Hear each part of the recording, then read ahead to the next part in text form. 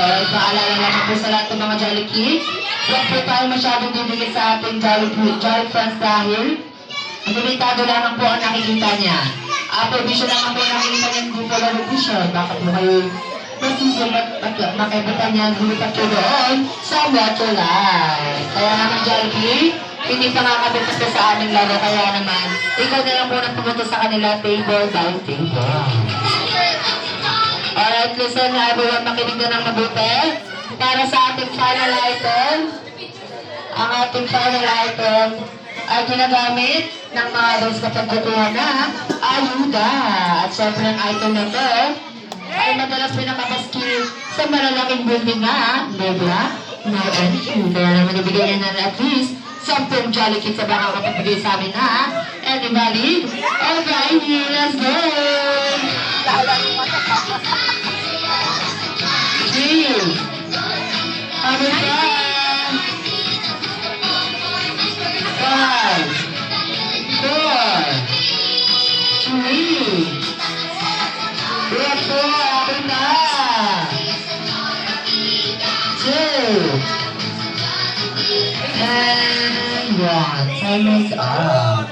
Alright, pinapasabi ni Mami na dati pasensya na po pero wala na kaming game prizes. Pero yung Piapag Jolly guys, at gusto kami nagpapasalamat sa inyo lahat dahil hindi na po kami pinahirapan pa. Dahil kung sino po ang mga may nagmamayari ng idol ito, kayo naman po ang maglalaro para sa aming idol game. Kaya po yung sinasabi namin na bigay pa more. Kaya lang sa lahat ng mga mayari ng idol ito, kapag tinarap po namin kayo dito sa hapon. Natunayan na po natin si Ma'am Levy de Guzman Bolan. Once again, we call Ma'am Levy de Bolan.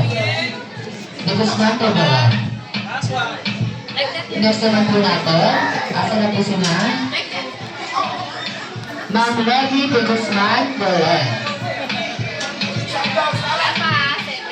Ano ba sa tapos na lang daw po si Sir? Sisay na lang daw po. Next naman po natin, Lumusito Bahamonte. Alright, next naman po natin si Ma'am Elena Grace de Guzman. Jollibee! Tayo ka muna! Ma'am Guzman, dito na kayo sa harapan. Nasa na si Ma'am Elena Grace? O, kapahanap ka na lang kapalit mo, ma'am. Adult po. Adult. Ikaw na lang, sir. Dito ka na lang, sir. Tayo ka na. Ayoko, magawa video. O, pag dito ka na, okay na yan. O, next naman po natin si Ma'am Beverly Bahamonte. Nasa na po si Ma'am Beverly? Tayo ka na? O,